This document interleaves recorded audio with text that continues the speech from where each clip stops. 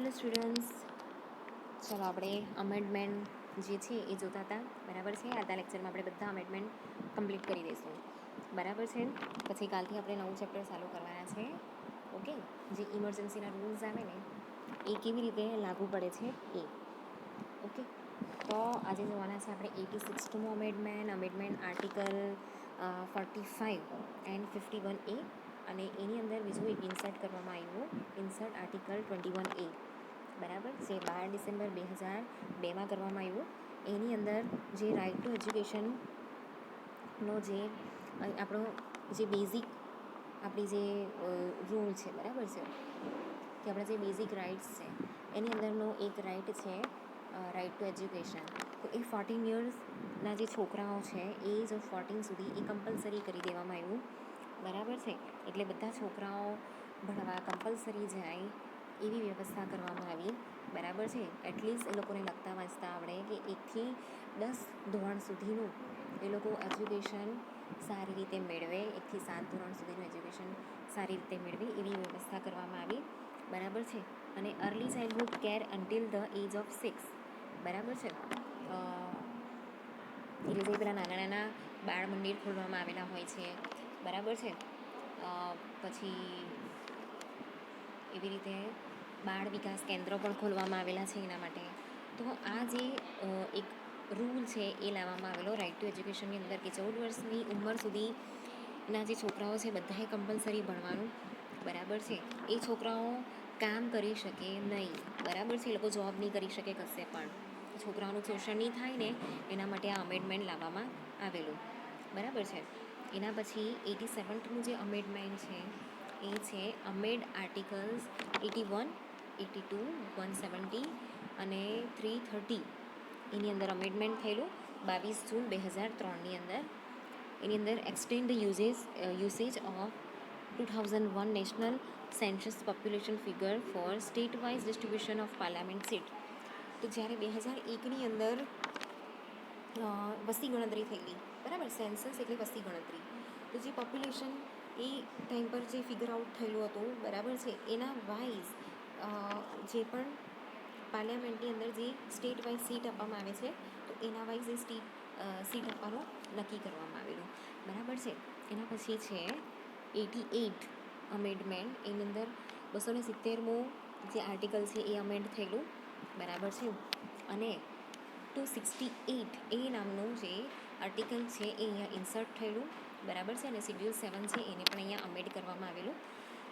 એની અંદર એ થયું 15 જાન્યુઆરી 2004ની અંદર, to extend statutory cover for the levy and utilization of service tax. બરાબર.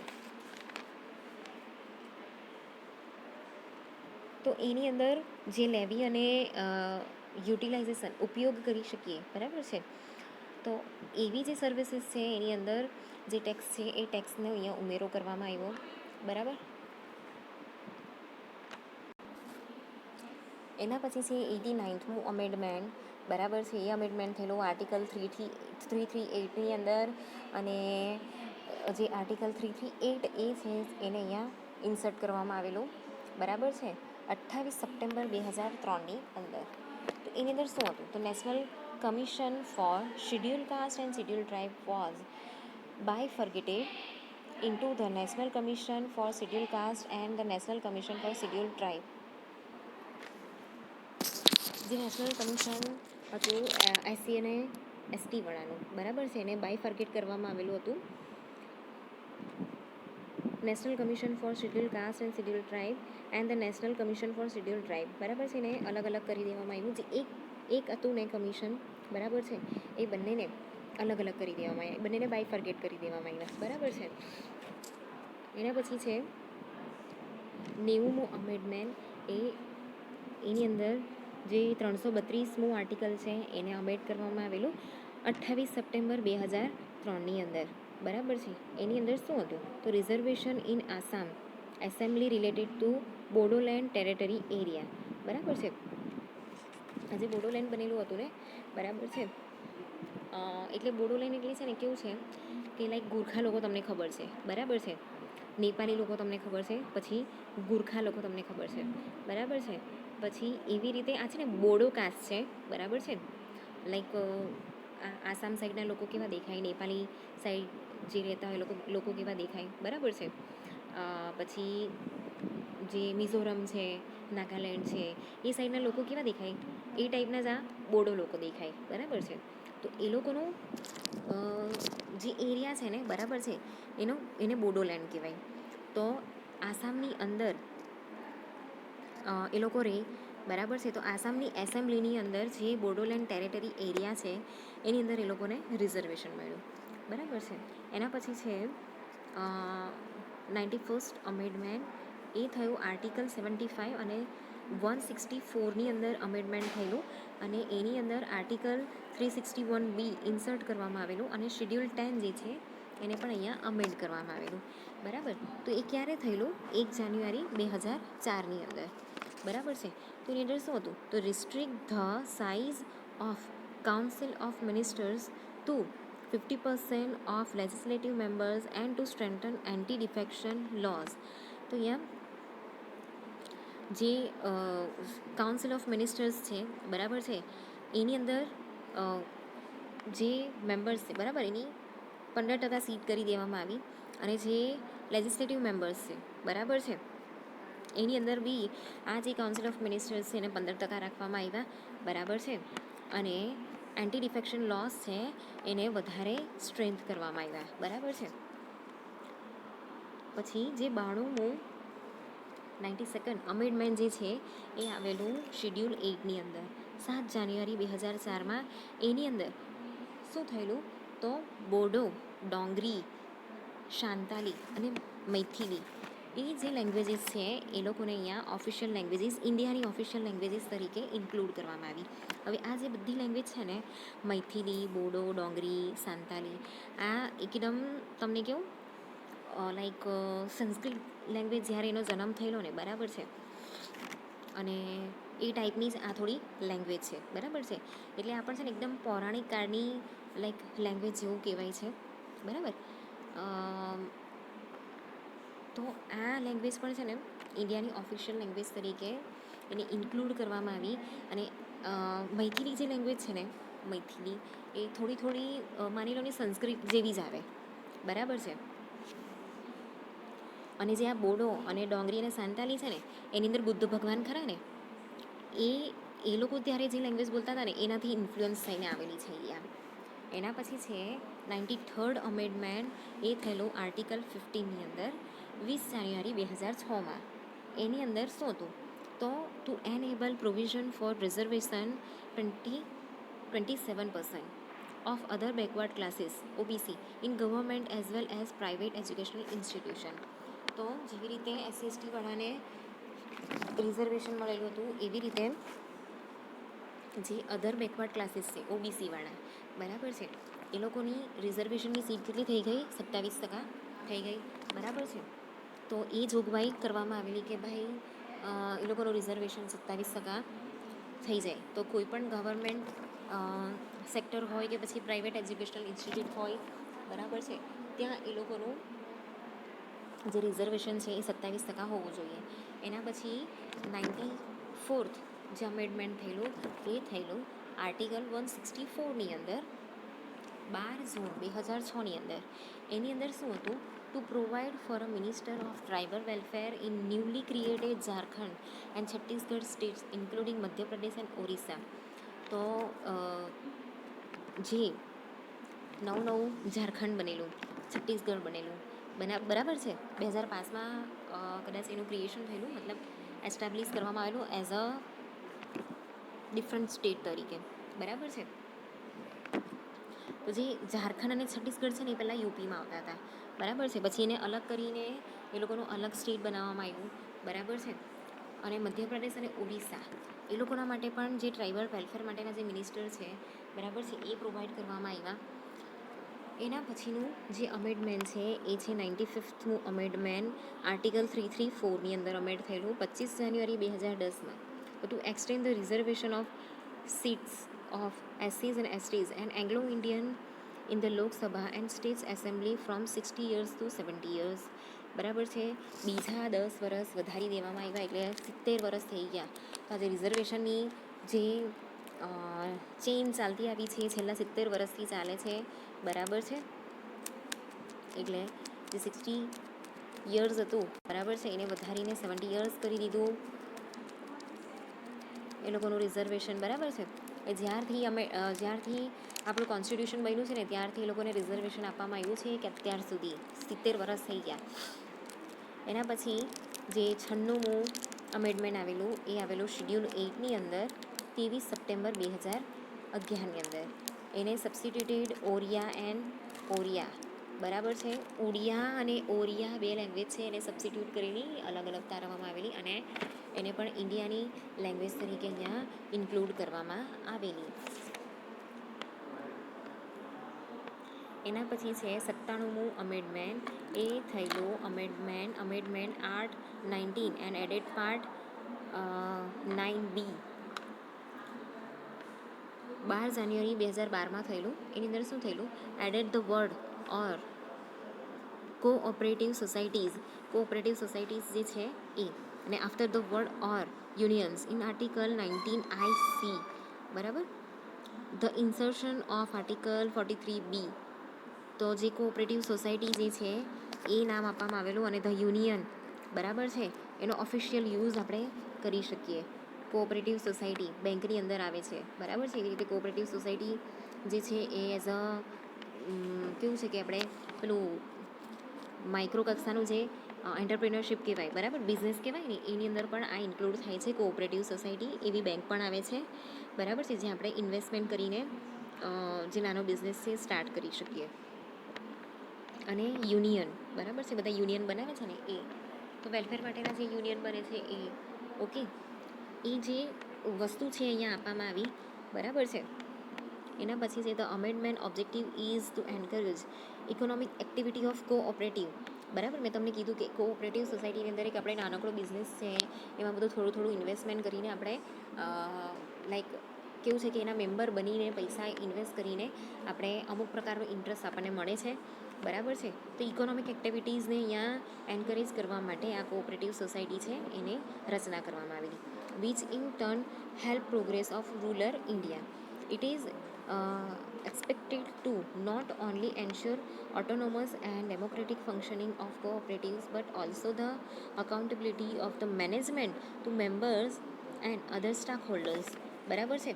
હવે આ જે કોઓપરેટિવ સોસાયટી છે એને ખાલી કેવું છે ઇકોનોમિક એક્ટિવિટીની પણ ડેમોક્રેટિક ફંક્શન પણ છે એનું. બરાબર છે. એમાં છે ને તો લાઈક મેમ્બર્સ હોય એનો કોઈ માલિક નથી હોતા. બરાબર છે. એની સ્થાપના કેવી રીતે થાય કે બધા એની અંદર કમિટી મેમ્બર હોય.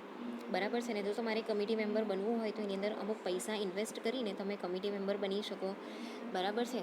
પછી એમાંથી જે નાનો બિઝનેસ સ્ટાર્ટ કરેલો હોય એનાથી જે પ્રોફિટ થતું હોય એ નોમિનલ પ્રોફિટ હોય પણ એ આપણને મળે. બરાબર છે. તો એનું જે મેનેજમેન્ટ છે એ ટોટલી કોણ હેન્ડલ કરશે? એના મેમ્બર્સ. બરાબર. કે પછી જે બીજા એના સ્ટાક હોલ્ડર્સ હશે એ. ઓકે.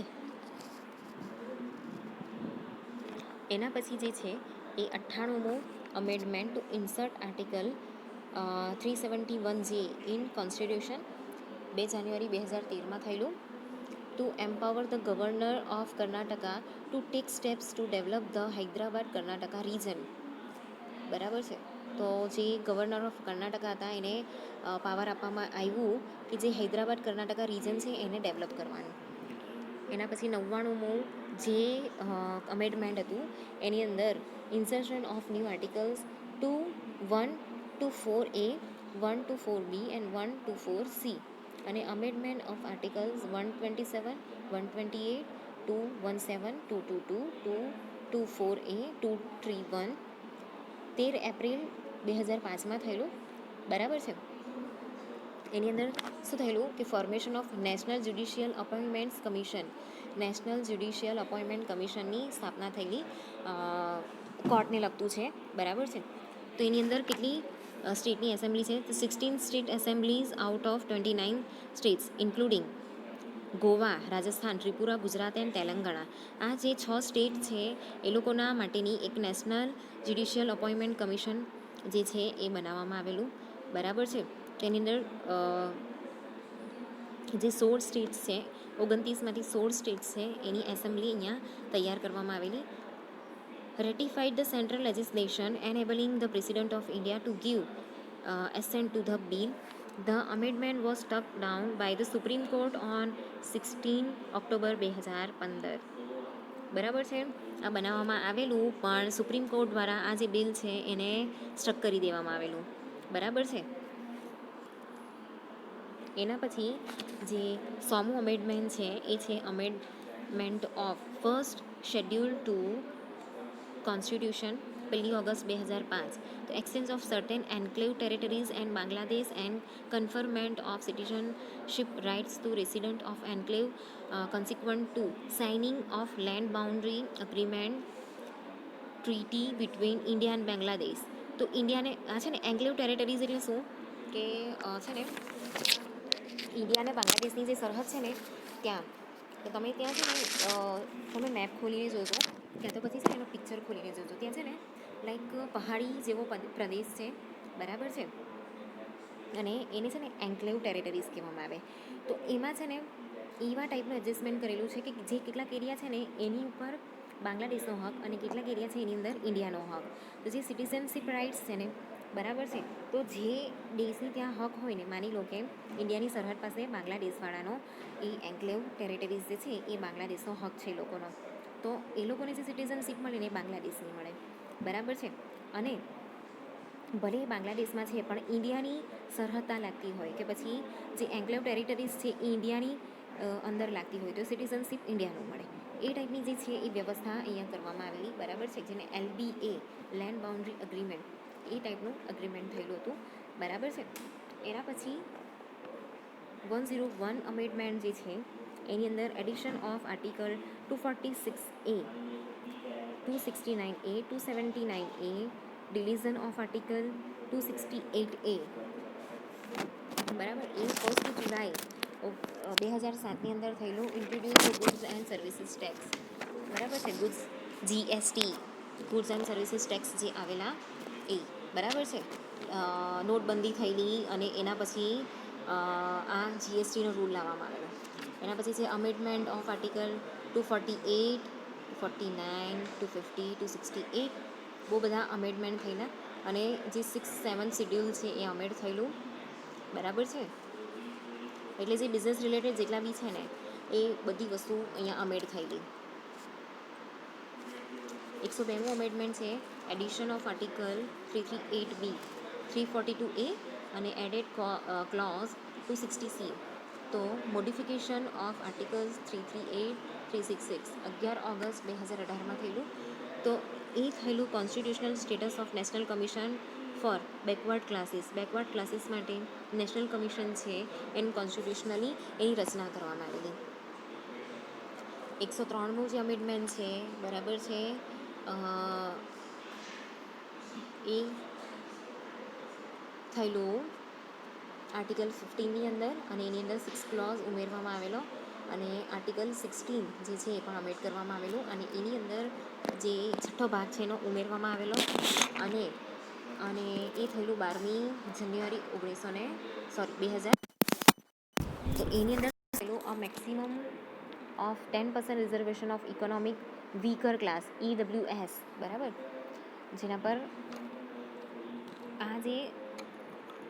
આ જે ઇકોનોમિક વીકર સેક્શન છે, બરાબર છે, એની અંદરનો છે તો આપણે દાખલો કઢાવીએ ને તો એજ્યુકેશનની અંદર બી આપણને ફાયદો મળે, બરાબર છે, સ્કોલરશિપ મળે છે કે પછી એ લોકોની જે સીટ છે એ લોકો પર આપણને શું કહેવાય એડમિશન મળે છે. તો એ લોકોનું પણ 10% રિઝર્વેશન અહીંયા થયું, બરાબર છે. તો આની અંદર એ જે ક્લાસીસ છે એ કેવી રીતે મેન્શન થયા છે તો ક્લોઝ 4 અને 5 ઓફ આર્ટિકલ 15ની અંદર એ લોકોને ઇન્ક્લુડ કરવામાં આવેલા છે, બરાબર છે. એના પછી 104મું અમેન્ડમેન્ટ 25 જાન્યુઆરી 2020માં થયેલું